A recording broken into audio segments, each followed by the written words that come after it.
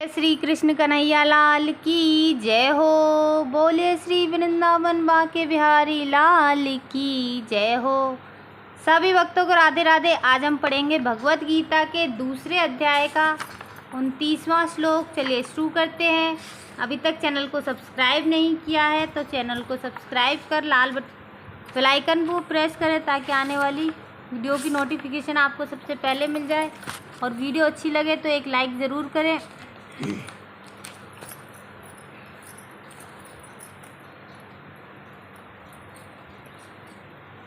आश्चर्य वत्स पश्यति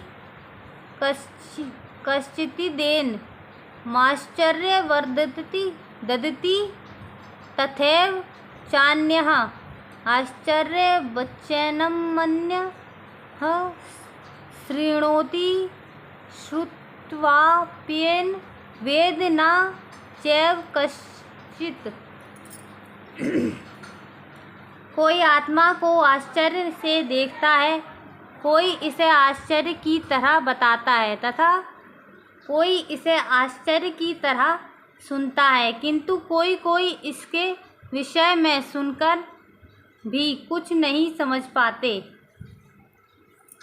तात्पर्य, चूँकि गीतोपनिषद उपनिषदों के सिद्धांत पर आधारित है, अतः कठोपनिषद में इस श्लोक का होना कोई आश्चर्यजनक नहीं है। श्रवणयपि बहुभिरो न लभ्यः शृण्वन्तोऽपि बहवो या न विदुः आश्चर्यो वक्ता कुशलोऽस्य लब्धा आश्चर्योऽस्य ज्ञाता कुशलानुशिष्टः।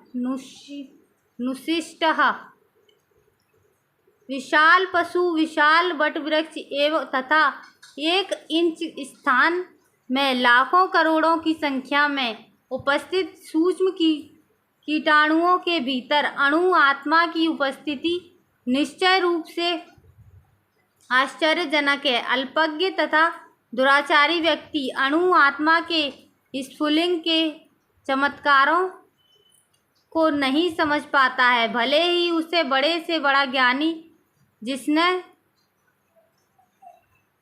विश्व के प्रथम प्राणी ब्रह्मा को भी शिक्षा दी हो, क्यों ना समझाए।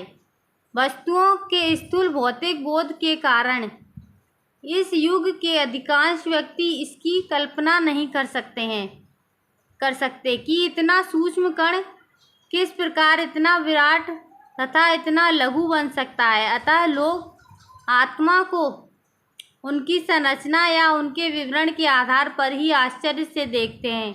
इंद्रियतृप्ति की बातों में फंसकर लोग भौतिक शक्ति से इस तरह मोहित होते हैं, उनके पास आत्मज्ञान को समझने का अवसर ही नहीं रहता। यद्यपि यह तथ्य है कि